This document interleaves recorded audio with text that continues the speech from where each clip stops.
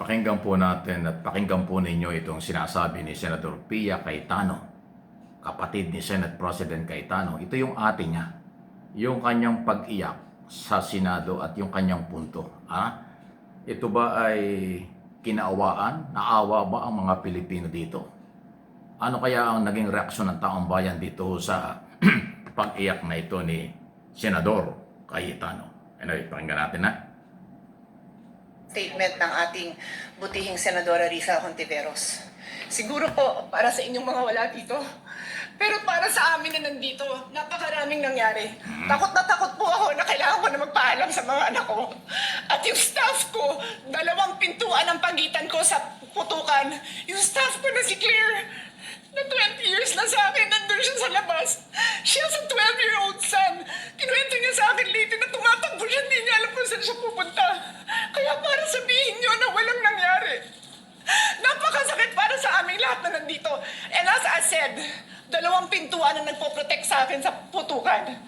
Pero yung media, yung Senate staff, yung hindi naman makauwi dahil sila ang security, sila ang elevator women and boys natin, nandoon po sila. So dear police, napakarami nang nangyari. And one more thing, wala ho akong sinisisi. Pero nung pagkatapos ng lahat, pagtingin ko ng group natin, yung dating majority group, walang di isa sa inyong nangamusta sa amin.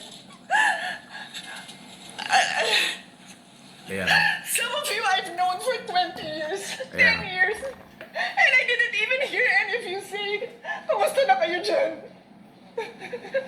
Napakasakit na Ayan. sa akin.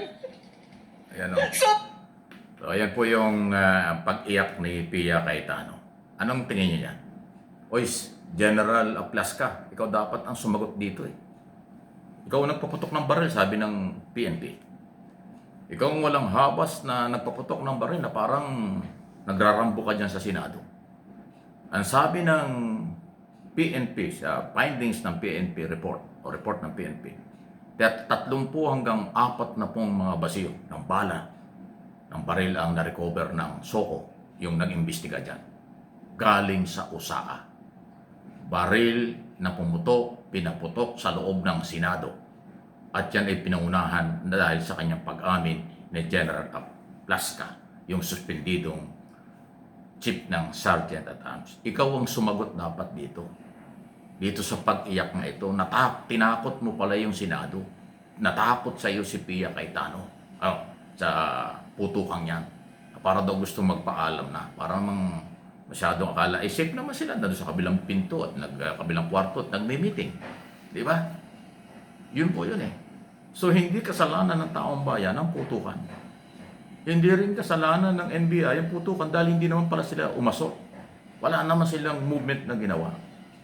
Dahil ang sabi ng Pangulo, i-hold ang operation kasi nga merong petition before Supreme Court noong araw na yon. Ngayon may desisyon na.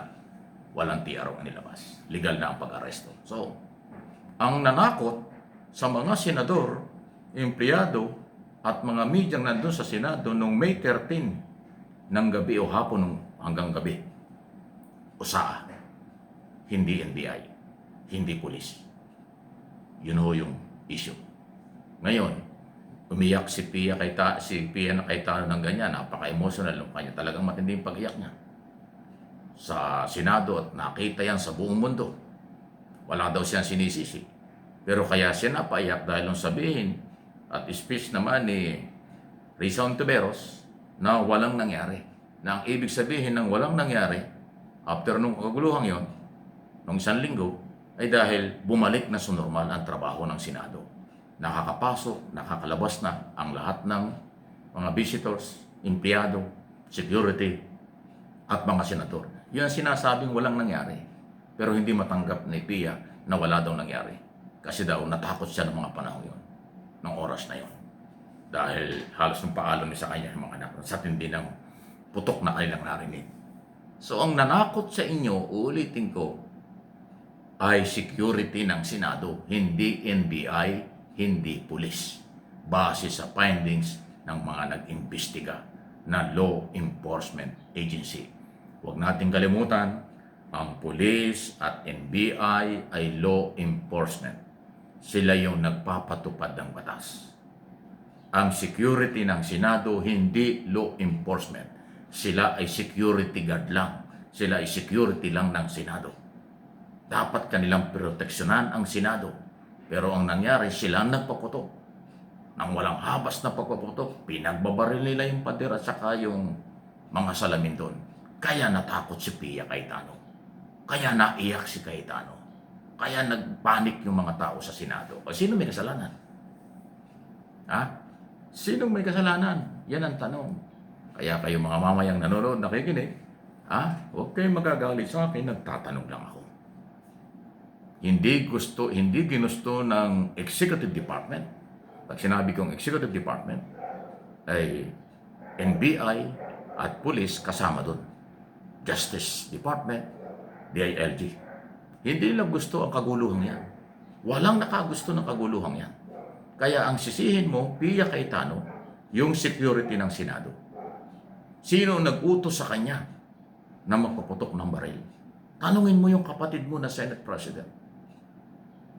Sino ang nag-utos at hindi naman gagawin ni General Aplasca ang ganyang pag-asta kung walang approval mula sa kung sino man?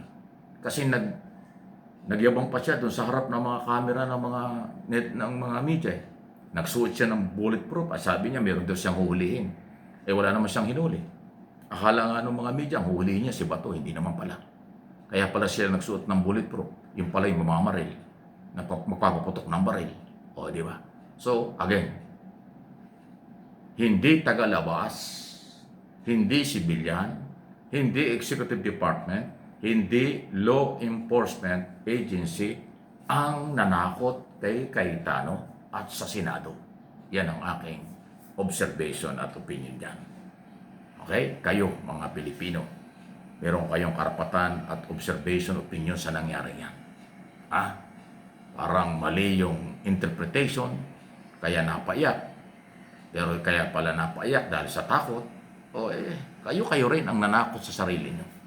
Tanungin mo, alamin mo kay General Aplasca, sino ang nag-utos sa kanya para magpaputok ng baril? Sino pa yung ang kasamahan niya na nagputok ng baril? Kasi sabi ng PNP, hindi isang baril lang tatlo o tatlo hanggang apat na baril yung pinaputok sa dami ng bala. Wala namang kalaban. Binasag lang yung mga salamin at saka yung tinamaan yung mga pader doon. Di ba? Natural. Magpapanik yung mga tao. Kasi may mga putok na nangyari. May putukan, mayroong nagpaputok ng baril. Wala namang sagutan ng putok. Walang nagpaputok doon sa kabila. Kasi nagbabarina lang yung kabila para pagtibayin yung pader at saka yung gate. Dahil ni-request ng GSIS management, bigyan sila ng proteksyon. Isipin mo nga naman, nangungupahan lang sa kailang Senado, nagkagulo. Siyempre matatakot yung main building, yung may-ari ng building. GSIS yun, government property yun, di ba? Kayong mga veterano, na mga empleyado ng gobyerno, kayo ang may pera at may-ari ng building na yan. Di ba? Kaya dapat proteksyonan. Ano inyong masasabi diyan? Issue lang walang personalan.